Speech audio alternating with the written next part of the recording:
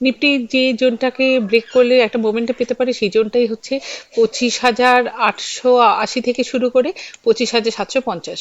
By chance যদি এই জোনটাকে Nifty negatively break করতে চায় তাহলে প্রথম রেজিস্ট্যান্স পেতে পারে 25,750 থেকে 780 জোনটাতে। এই জোনটাকে ব্রেক করার পরেই আমরা 25,700 এবং 25,650 এই জোনগুলোকে দেখতে পেতে পারি। অবশ্যই এই 25,800 থেকে 750 এই জোনের মধ্যে একটা বাই এন্ড ডিপও আসতে পারে। আর আমরা যে সমস্ত জায়গাগুলোতে রেজিস্ট্যান্স পেতে পারি সেই জায়গাগুলোই হচ্ছে 25,910, 25,970 থেকে 950 লেভেলটা। এই রেজিস্ট্যান্স গুলোকে ফেস করতে গেলে নিফটিকে অবশ্যই 25,890 থেকে 880 এই জোনটার উপরে নিজেকে হোল্ড করতে হবে বা এর উপরে ট্রেড করতে হবে।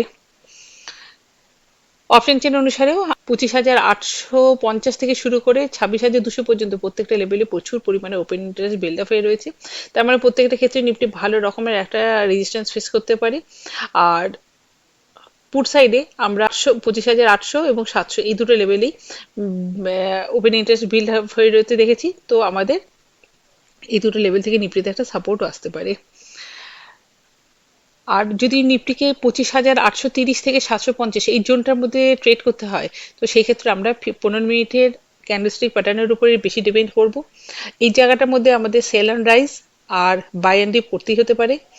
সেই ক্ষেত্রে কিন্তু আমরা 25,830 থেকে 820 এই জোনটাকে অবশ্যই একটু প্রেফারেন্স দেব। এই জোন থেকে অনেক সময় আমরা আমাদের সাপোর্ট নিতে বা রেজিস্ট্যান্স পেতে দেখতে পেতে পারি।